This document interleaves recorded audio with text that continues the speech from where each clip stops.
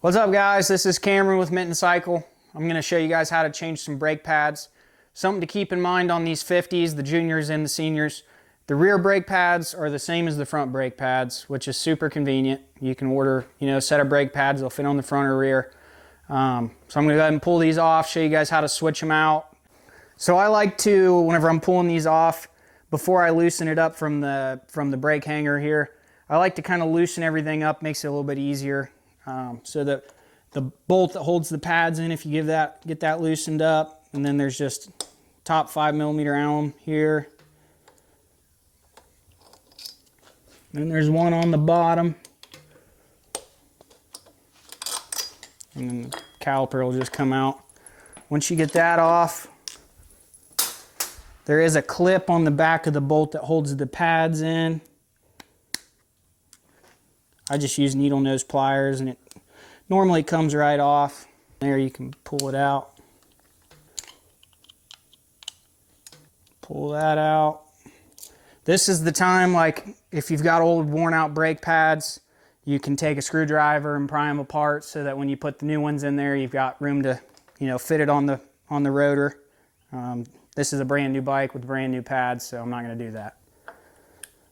So once you pull them out, try and keep them together so you can pay attention to how the pads look and how the spring fits in there. And then this would be where you take your new pads, throw your old ones away, get your new pads, and then get your spring put back into position. I push it together. It goes in between the pads there, front and the back. Push it down in. Should look like that. Obviously it springs the pads apart. Just make sure it's pushed down on.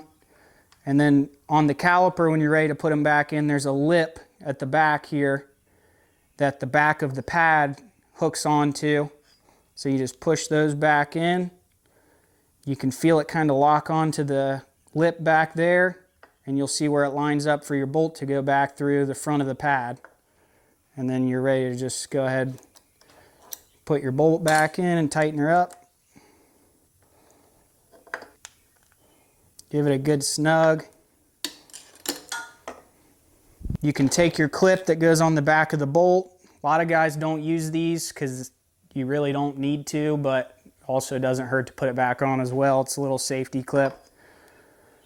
It just goes right on the back of the bolt that sticks out the back side.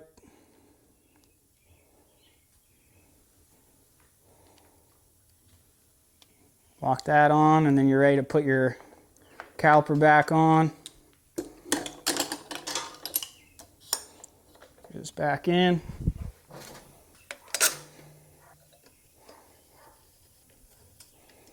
One more time, make sure it's tight.